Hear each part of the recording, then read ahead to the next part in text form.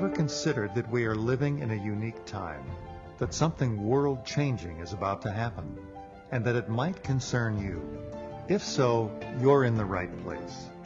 Keep listening, and you'll hear thought-provoking views behind the news that point to a new and better future for all. Many people now sense that humanity is not alone. So consider this.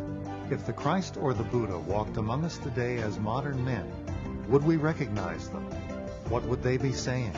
And most importantly, would we listen? Every Sunday on this program, Share International Radio, will examine extraordinary events that are unfolding behind the headline news. This may be the message of hope you've been waiting for. And now, welcome to this week's show.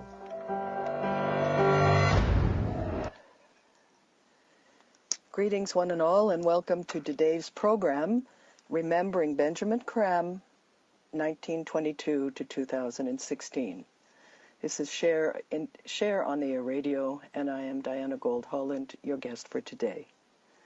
As many of you know, Mr. Creme passed away peacefully on the 24th of October of this year at the age of 93. Tomorrow, December 5th, would have been his 94th birthday. We will be joined by Share International co-workers and members of Mr. Creme's family as soon as we manage to reconnect with Skype. Cross your fingers for us all. But first, as always, let me introduce the three basic premises of our program for new listeners joining us for the first time today. These premises are that, number one, humanity is not alone, and we never have been. Number two, that we have help of an extraordinary kind at this very critical time for human evolution. And number three, that form comes in the help of a great teacher, the world teacher Maitreya, and his colleagues, the masters of wisdom, who are emerging now onto the world scene. These are great teachers who have gone beyond us in our human journey to become masters in their own right of the wisdom.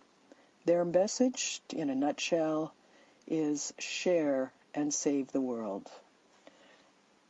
This is the basic message that Mr. Creme was sending to the world, making known to the world over his very long time of service in this way. And he would always add, for your consideration only. So that is the same today. For your consideration only, we put these points before you. Getting back to Mr. Creme, he lectured worldwide and appeared regularly on television and radio. In the U.S. alone, he was interviewed on more than 700 radio and television shows. He authored 16 books, translated into 11 languages.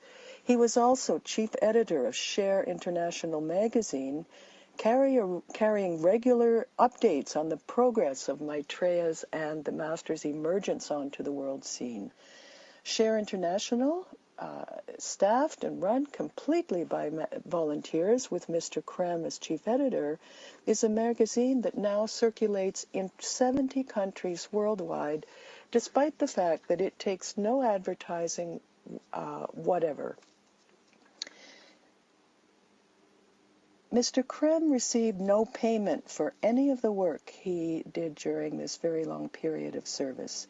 His job, as he knew it, was to make known the fact of Maitreya and the Master's presence in the world, and to create a climate of hope and expectancy into which they could emerge without infringing upon our human free will. Trained and supervised since 1959 by his own master, one of the senior disciples working in close tandem with the Lord Maitreya, the master of all the masters, Benjamin Creme worked, and he was in constant telepathic contact with his own master. He had access to up-to-date information on Maitreya's emergence, and this, of course, gave him total conviction needed to present this story to a woefully, mainly skeptical world. His steadfastness and grace under pressure in doing this was greatly admired, and he became a beacon for many people, like me, who resounded to his message of hope and sought, in their turn, to make it known. While we continue to wait for our London connection to establish, I would like to tell you about a little survey that we ran on Facebook. As many of you know, Facebook, we have a presence on Facebook, Share on the Air Radio, that's share as in sharing, S-H-A-R-E, on the air radio.org. And we ran a brief survey inviting people to share what had most affected them. Okay, we'll get back to the quotes later. Glad to have you on the line. Okay, so for our audience, excuse me, on the technical side, could we get rid of that echo or reverberation, please?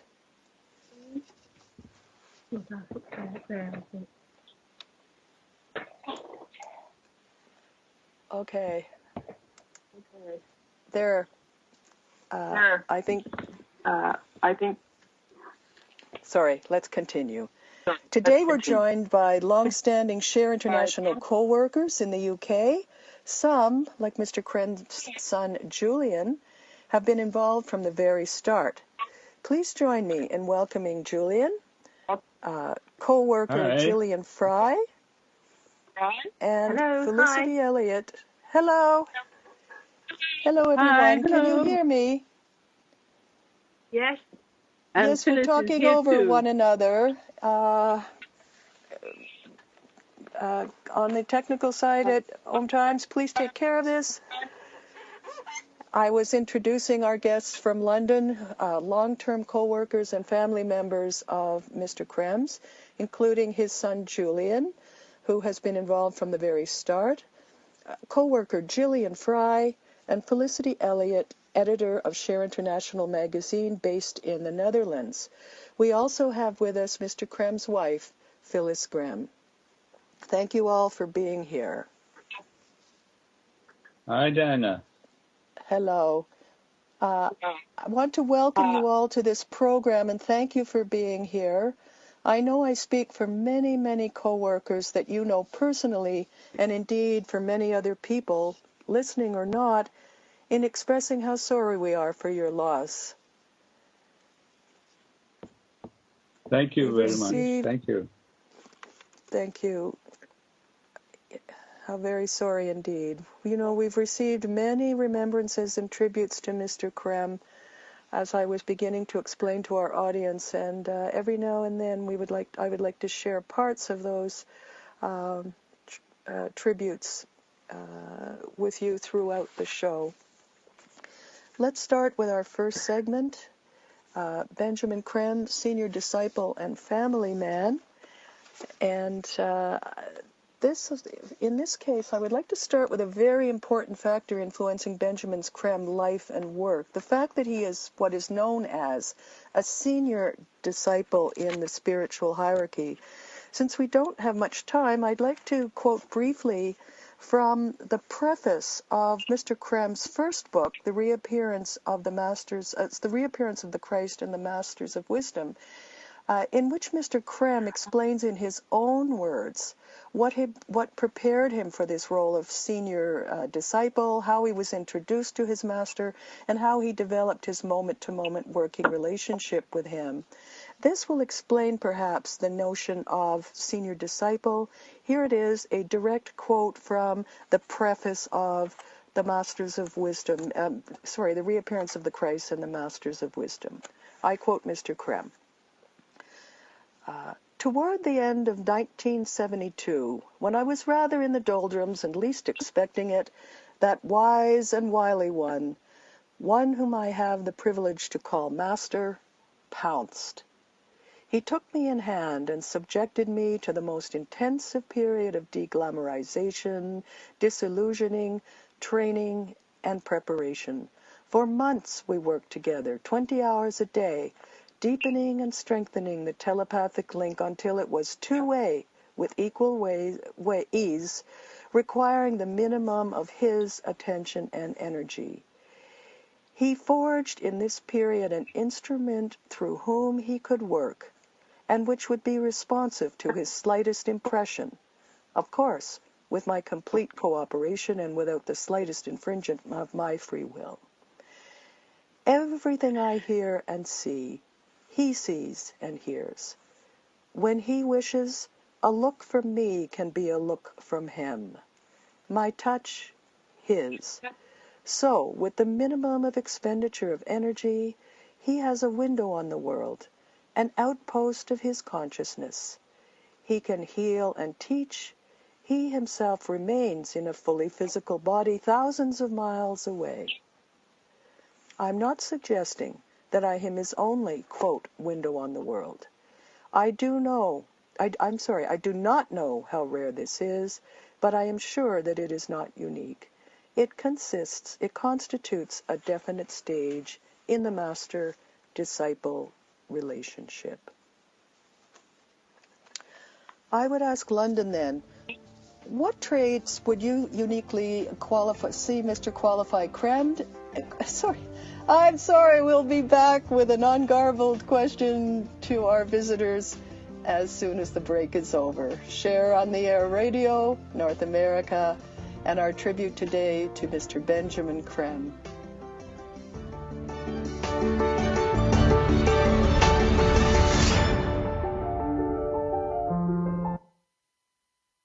Your conscious connection to a more mindful world. OMTimes Radio. IOM-FM.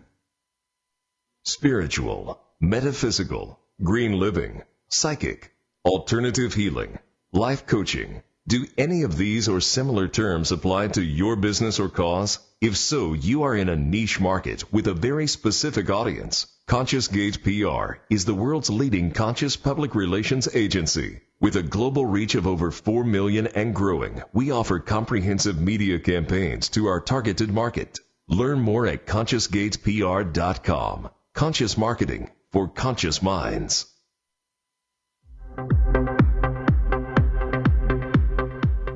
Join Vibe Nation radio host, international psychic medium Carrie Turcotte, as she guides her listeners to rediscover themselves by accessing the keys of knowledge that already exist within. Each week's show is divinely orchestrated to intertwine with the universal energies, allowing the listeners to go deeper within. At the end of each show, Carrie will tap into the energies of the listeners and give a message from Spirit about the upcoming week. If you really want to get to know who you truly are, join Carrie each Monday at 3 p.m. on Vibe Nation Radio. Maitreya's Mission, the book by Benjamin Creme, is a riveting exploration of life ahead. It reveals how the world teacher, Maitreya, and other ancient guardians of the human race are emerging now and are showing us how to release our divine potential. Investigate for yourself at shareontheairradio.org. That's shareontheairradio.org. shareontheairradio.org. Hey everybody, Rachel Ray here. Nothing brings a bigger smile to my face than cooking up a big meal for the whole family and lots of friends. But there's not enough room at my table for the 17 million kids in our country who struggle with hunger. That's why the Feeding America nationwide network of food banks collects surplus food to give hope to hungry kids. But they can't do it without your help. Support Feeding America and your local food bank at feedingamerica.org. A message from Feeding America and the Ad Council.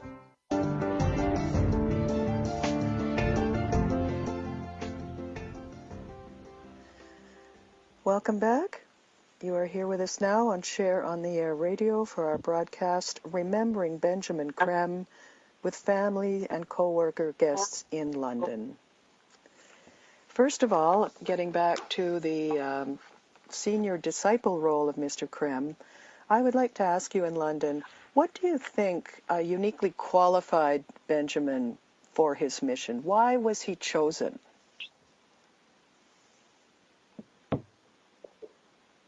Well, we think it's a combination of factors that qualified him. He had an unusual capability for conscious telepathy. I mean, we're all, everyone is telepathic to some degree or other, at some level or other. but he had it unusually well developed on the mental level, so that he could contact his master consciously, moment to moment. Plus, I would say a determination and a dedication to his assigned role, the task that he had taken on, while at the same time being able to sit lightly in the saddle. He took the work incredibly seriously, but didn't take himself too seriously. Why was he chosen? I would say because he was available in the right place at the right time. I might say. I don't know if my fellow guests here in London would like to chip in. Yes, Felicity here. I once asked Ben what he thought his gift to the work was, or one of his gifts, because there were many, obviously, and he said without a hesitation that it was his ability to make available and accessible the teachings. He could make the teachings real and accessible and step them down so that everyone could understand them and make them real in their own lives. You know, Felicity, that was corroborated by so many of the comments that we received. I won't go into it, but yes, very, very many. Here's one, for example. His writing made those teachings of Alice Bailey more readily accessible to me, for which I am immeasurably grateful. So we would mention now that Mr. Creme is the third of three great exponents of the ageless wisdom teachings for the world. More on that background as you want to go to it with Alice Bailey, Helena Blavatsky, first of all Alice Bailey, and then finally Benjamin Creme. So yes, indeed, that is corroborated. And of course there are the 16 books, which are a huge legacy in this respect. I would like to go now to a different facet of Mr. Creme, that of Mr. Creme, the family man. And might I ask you, Phyllis, to address us on this item? Yes, I'm really surprised in a way at how Ben was able to be what you might call an ordinary family man at the same time as doing this world work, at the same time as he was undergoing that training that you read about a few moments ago. At the very same time, I was just about to have my daughter, give birth to my daughter, and he at that time was with me. He took over looking after our little son at the time. He was fully involved in family life, as well as doing his painting, as well as starting this enormous work which spread throughout the world. And of course, although I say I'm surprised, in a way, that's how he was in all his work, in all his dealings with people. He was simple, he was direct, and as Felicity said, made the teachings accessible. So in a way, there wasn't a gap between himself as a family man and the way he was with all of his co-workers. Simple, direct, kind, humorous. You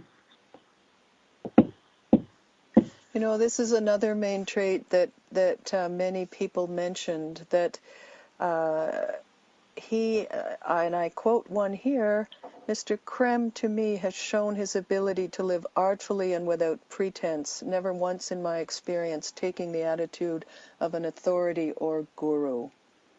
He remained humble while working with the Christ and the Masters.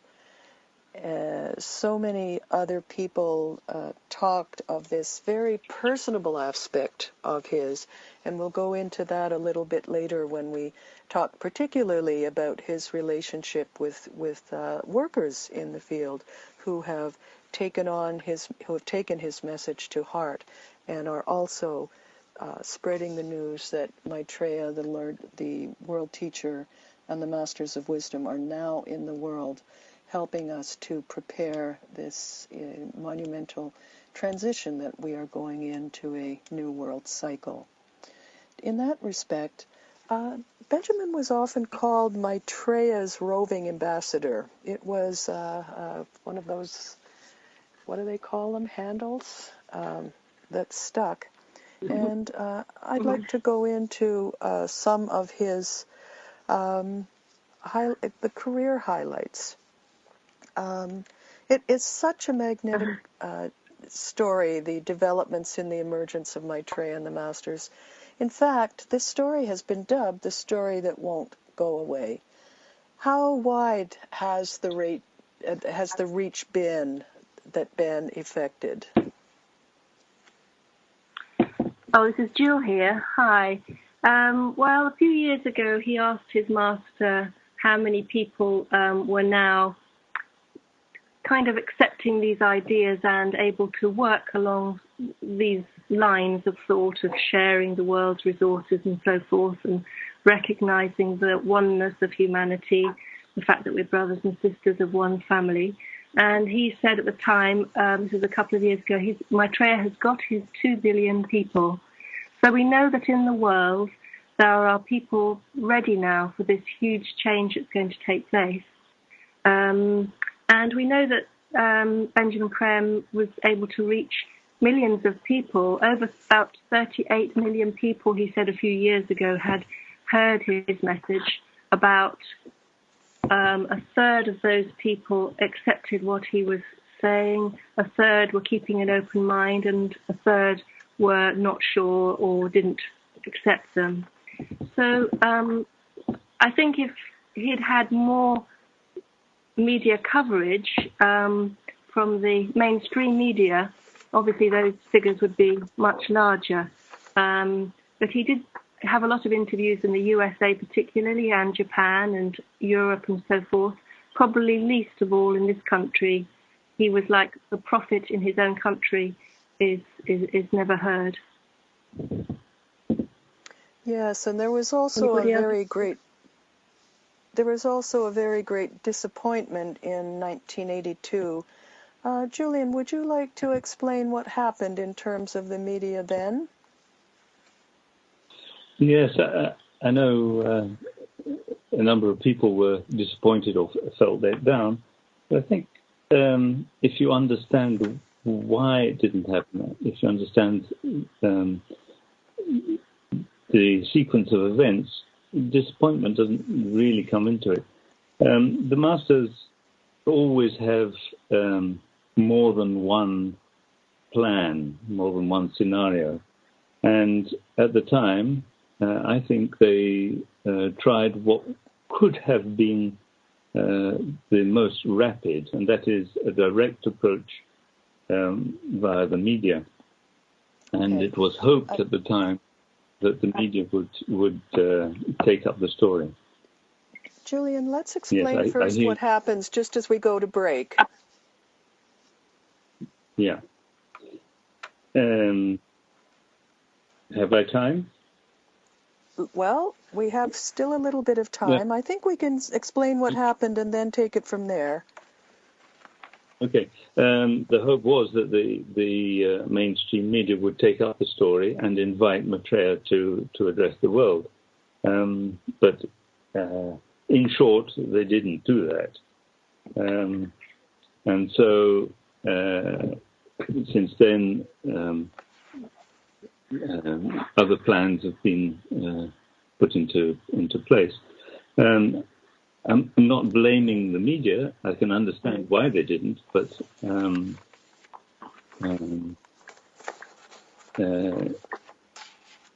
they didn't take up the story in spite of our huge advertising campaign in 1982. Okay, let me just interject for a second. Let me just interject for a second to explain what that was. Basically, out of donations alone, many of them very, very small donations by regular people who were wishing well to this endeavor nonetheless, funds were collected, and a full-page advertisement was placed in several of the world's major media outlets, including in the States, Japan, Britain, etc. I believe there were 18 such advertisements, Julian? I don't remember the figure exactly, but Felicity said yes. She remembers better than I do. I remember that advertisement very, very clearly. It began with, "The world has had enough of hunger, injustice, and war. In response to our heartfelt cry," or something, I don't remember what, "the world teacher, the Lord Maitreya, is here now." And the advertisement went on to, it's more like an announcement actually, went on to explain some of the basic parameters of that. And how will we... Hello. Go on, please. Yeah, Jill was just saying, the advert said, "How will we recognize him?" Yes. Yes, that was one of the main headings. And we're going to break very, very shortly, but as we come back, I'd like to talk with you about the immediate and longer-term repercussions of that event, and how much more ready the world is today for the emergence of Maitreya, the Lord, and world teacher for the coming age. Share on the Air Radio, North America. Free your mind. Expand your soul. OMTimes Radio. IOM-FM. Have you bought into the idea that you have to work hard for your money, that business is hard? I will share some dynamic access consciousness tools to get you out of your own way so you can create a business that actually succeeds. Join me, Simone Millisers, on The Joy of Business at 4 p.m. Mondays Eastern. Did you know that Share International Radio is more than just a podcast? If you're hungry for thought-provoking views behind the news, there may be a Share International event happening soon near you, providing a spiritual perspective you'll find nowhere else. To locate an event in your area, visit shareontheairradio.org. That's shareontheairradio.org. shareontheairradio.org. My name is Dale Pazinski, and this is how I live United. I volunteer with United Way, helping the homeless in my community by teaching computer skills and helping them build a basic resume to save on their very own USB drive. It's huge when somebody says, "Hey man, that job that you helped me apply for, I got it." My name is Dale Pazinski. I help people achieve financial independence. So I don't just wear the shirt, I live it. Give, advocate, volunteer, live united. Go to liveunited.org. Brought to you by United Way and the Ad Council.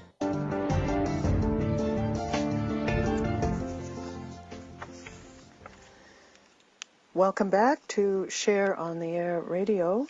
We are here with our London guests. Again, asking for the removal of that reverberation, please. All right, let's go.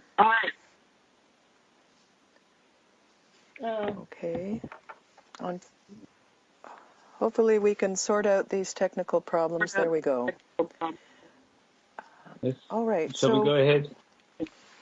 Yes, Julian, let's get on with the immediate and longer-term repercussions to the fact that the media did not pick up on this open invitation whereby they could have located Maitreya almost immediately and brought him before the eyes of the world, in line with, of course, that biblical prophecy of all eyes will see him.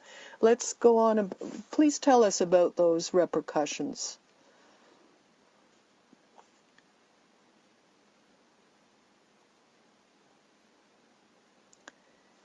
And unfortunately, we have dead airspace happening. I do apologize, listeners, for the technical difficulties. All of this was tested out beforehand and worked. London's back. Very good. Hi, Diana. Don't know what happened. Hello, there. Sorry. Julian. I'm not sure if you heard, but I was bringing us back from a break and coming back on topic of the disappointment in 1982 when the media did not pick up on the invitation to bring Maitreya before our eyes, in line with that biblical prophecy that all eyes would see him. Can you tell us about the immediate and then the longer-term repercussions of that failure to launch? Yeah, well, I think perhaps the immediate effect was some slight puzzlement, but as soon as we understood the reasons for it not happening, the longer-term repercussions were that we knuckled down to the job of informing the public, however long it might take. So I don't think we can look at it as a setback for the work. It just took longer. We had Maitreya and the Masters had to go another way. Ben said once or twice that after the initial plan didn't work, he asked his master, well, what now? And the master said, well, we have another plan. So the master, Ben asked the master, well, what is that plan? And the master said, you, meaning Ben himself. I think that was partly joking. I can't believe that Ben was the only plan B. I'm sure they have the plan C and the plan D and the plan E. So it was rather, different ways had to be found. That was the effect. And do you think that in the long run, the world is actually more ready for the emergence now, that we would be more speedily adopt some of the changes that will be required? Absolutely. The world is very much more ready now than it was 35 years ago. You see this, all people working in it experience that when they talk to people about the story, people are very much more open than they were then. I think many more people see now than they did then the need for change. People can see how the world is in crisis in all sorts of areas, political, economic, social, and in every area of life, the world is in crisis, and we need to do something about it, environmental, and so on. And so in that way, people are much, much readier now than they were. And also, through Ben's work and our work of informing the public, a very powerful thought form has been created about the emergence of a teacher, however you think of that. And people pick up on that thought form. They respond to the thought form. As I said, everybody is telepathic to some degree or another, and people tune into the thought form, and the idea of the emergence now of a new teacher is in the mind belt, is in the minds of people, very much more so than in 1982. Well, of course, it has always been in the mind belt to some extent with the great religions of the world, for example, the Christians expecting the teacher as the Christ, the Jews as the Messiah, the Muslims as the Imam Mahdi, etc. They may not realize that Maitreya is here as world teacher for one and all, even those who do not believe in a, quote, God or Savior at all. But as you say, that thought form is becoming more and more powerful, and we do see that happening. One other aspect that... Yes, I hear... Can I just say something? Yes, of course. Jill. It's Hello, Jill here. Hi. 1982 was a long time ago now, and so much has happened in this information.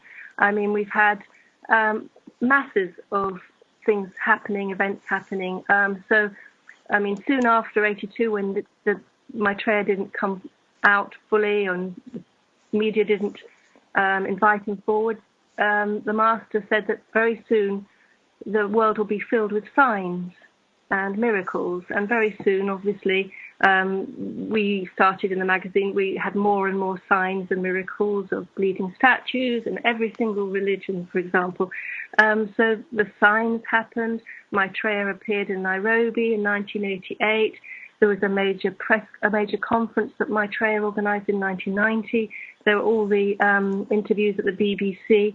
There's just this whole story so rich with events taking place, which Share International has reported every single month. So, there's never been a time when nothing is happening. There's always been, events taking place in all sorts of ways. The Masters are so creative, it's extraordinary.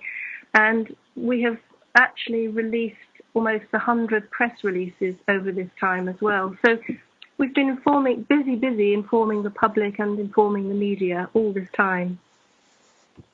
Yes, and one of the very particular aspects of that was the publication of the information that came to you from a close collaborator of Maitreya in the Pakistani community of London, who I believe you called the station master.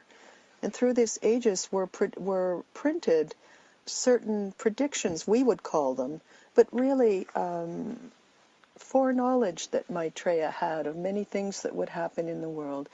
I believe those were published between 88 and 92. Would you like to say a couple of words on that? Yes, Felicity here. Yes, in 1988, Maitreya started giving a series of forecasts, as you mentioned. And what has happened is, and as Ben always put it, it has built up to be an extraordinary body of predictions which have worked out and are still working out. And just to give a few examples, Maitreya mentioned, for example, the ending of apartheid in South Africa. He also talked about the fact that Gorbachev would be replaced, although Gorbachev was doing good work. Maitreya mentioned the fact that Mrs. Thatcher, who was at the height of her powers at the time, would soon fall from grace and would be replaced.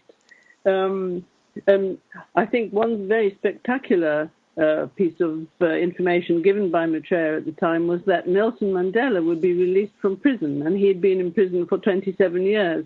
So it seemed almost impossible to most of the world. And yet Maitreya was absolutely accurate in this.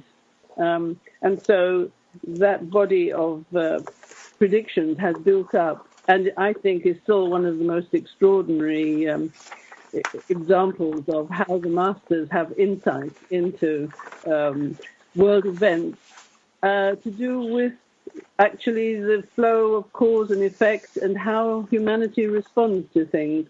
1982, just to go back to that, was actually to do with humanity's response. Humanity is responsible for how we relate to the need for change in the world. It's not only up to the Masters, it's not only up to Maitreya, and it is up to humanity to take on the challenges. One of the things that's happened in recent years is the growth of people power. I'm just moving away slightly from the predictions, but that is one of the things that was predicted, and that was by the Benjamin Creme's Master, was the growth of people power. And that's an extraordinary force for change and for good in the world. And I think it is the Master himself, Benjamin Creme's Master himself, who said that the force, the power of the people, the people's voice, is a force which no country, no government could actually stand against. So that means we, as voters, as the electorate, as people who want change, it is our responsibility to speak out and to call for these changes. Absolutely, and we're seeing so much more of that happening. I remember that prediction at the time. The Gulf War had just happened around then, and it was said that the people of the Gulf would have their eyes opened to the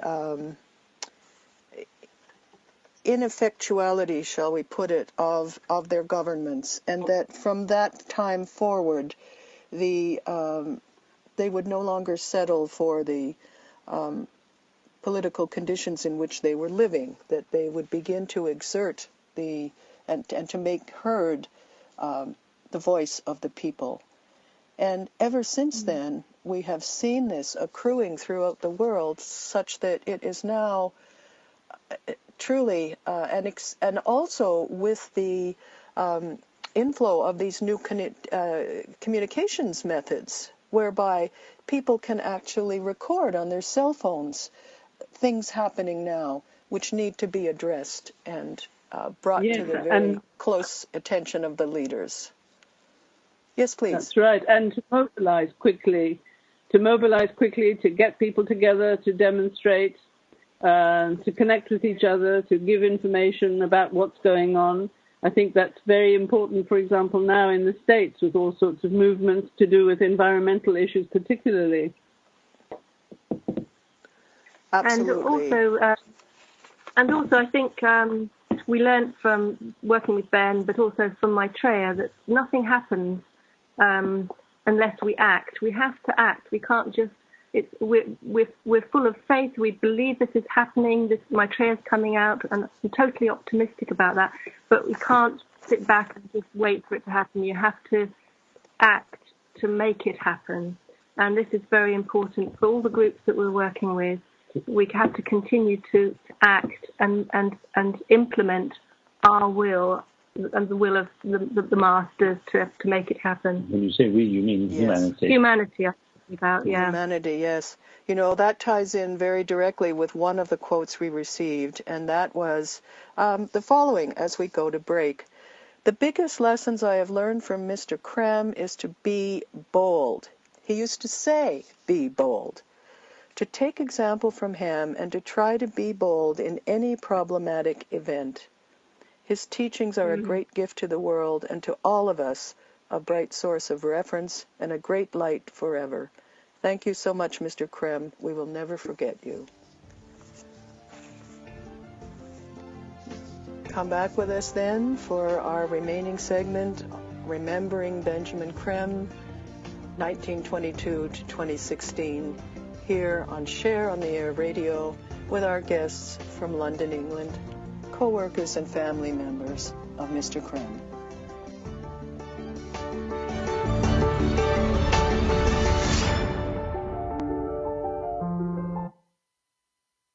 Free your mind. Expand your soul. OMTimes Radio. IOM-FM. The number one reason girls drop out of school in sub-Saharan Africa is lack of access to feminine hygiene products. The Pads for Schoolgirls Project, an outreach of Humanity Healing International, is changing this paradigm by setting up sewing programs at schools, teaching girls a vocational skill, while producing the reusable pads that help keep them attending classes. The girls pay it forward by making and giving pad kits to other girls in need. To learn more, visit humanityhealing.org. Humanity Healing is where your heart is.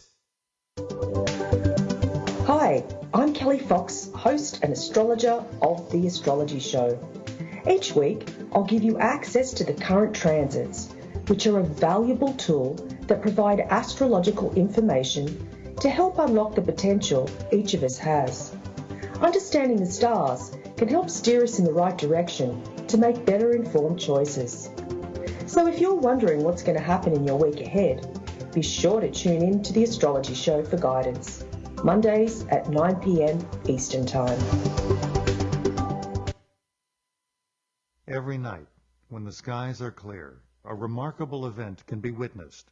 A UFO the size of 5 football fields is moving through the skies just like a star. It pulses, it blinks, it changes color. This spacecraft appeared before as the Star of Bethlehem. Find out what it all means. Visit shareontheairradio.org. That's shareontheairradio.org. It only takes a minute to find out if you may have prediabetes, and you can do it at doihaveprediabetes.org. But you're probably not going to, are you? Kids, work, listening to the radio. you're busy, which is great because busy people can't get prediabetes. Oh my, I read that wrong. They can. Should have worn my glasses. So visit doihaveprediabetes.org and take a short test because prediabetes can be reversed. Brought to you by the Ad Council and its pre-diabetes awareness partners. Welcome back. You're here with Share on the Air Radio North America. And you can find us on Facebook, where you will find many links to discussion topics of today so that you can follow up at greater leisure. Just as we get into this final segment, I want to share with you something that I've just heard about. Our sister group in New Zealand has a monthly public access podcast called World Teacher, and they recently broadcast a tribute of their own to Mr. Creme. We'll post the link on our Facebook page, Share on the Air Radio, and then you can go and listen to it for yourself. I had just a very brief listening to it. It told some early stories about Mr. Creme that I had never heard, and went on to honoring many of his teachings. So it sounds like a really, really worthwhile podcast, and I invite you to check that out. We're going to have to truncate the material a little bit, so I would like to just sort of encapsulate the section on Mr. Creme's relationship with reappearance workers by giving you one sum-up quote, and that is this. When I first met Mr. Creme, he was larger than life to me. Over time, I came to recognize him as an approachable mentor for all those serious about working for the reappearance. As one who was truly himself in all aspects, with a deep humility, a penetrating mind, and a sharp wit, he taught me so much through his presence and his working example of what it means to be true to one's higher self. His life was a living example of Maitreya's teaching, honesty of mind, sincerity of spirit, and detachment. His unwavering faith and perseverance was always and continues to be an inspiration. That is so true, guests, that I just had to skip to that to encapsulate many of the ideas that we all have. What do you think Mr. Creme's parting message would be to reappearance workers? Hi, it's Listy here. Well, he has told us very often a number of things he had in the past, and one of the things is redouble your efforts, keep going, tell as many people as possible, follow the teachings. You have everything that you need. Do your best to tell people as much as you can, as often as you can, about the reappearance of the Christ and the need for change in the world. And when he once said to me that when the Master says redouble your efforts, he means actually do it 4 times as much or even more. So that would be his message. And I think he would probably say, you're doing all right, keep going. What do you think he'd... Yes, please. Go ahead, Gillian. You know, this is Jill. He's said, you know, many times over this last, year or so, you'd be amazed to know how soon this is all going to take place. So, you know, it's really not very long at all. And the Master in his articles recently has also given us that hopeful message. You know, it's really, it's very short time. So we have such a unique opportunity to give our very best to this experience, which is, you know, so rare. It's once in 1,000 or more lifetimes. So, you know, if you seize that opportunity and just work for the hierarchy, it's no better service that you can give to the world right now that's in sort of desperate straits. They're really at a crossroads and people are really suffering. So keep their suffering in your minds and you'll realize how much is needed to do. You know, one of the major messages that came out of the messages from Maitreya quoted through Mr. Creme at his public lectures was take your brother's need as the measure for your action and solve the problems of the world. Absolutely, Maitreya's direct quote on that. I would like to mention something that struck me a little bit in doing some research for the call, and that is of course, the absolute wealth of information on the website shareinternational.org. That's share, S-H-A-R-E, international.org. For those who do not know, it is an actual treasure chest of material, including the magazine Share International. On that website, there is an article that Mr. Creme left us called Life After Death and Rebirth. Again, we will post that article. It is an elucidation of some of the ageless wisdom teachings, and it talks about the article, Life After Death and Rebirth by Benjamin Creme, explains the actual process of dying and how to die consciously. It describes what happens after death. It explains karma, the evolution of the souls, and the factors that govern the process of reincarnation. All this in Mr. Creme's inimitable way of encapsulating these very complex teachings in a way for us all to understand, and for so many people, when they first hear and continue to hear Mr. Creme's pronouncements and teachings, the general comment is, this makes so much sense. I hear it time and time again. So welcome to look back on that. Very, very briefly, comment on, of course, you've heard of the many books of Mr. Creme's. You can find those on share-international.org, including 4 free downloads, so please check that out.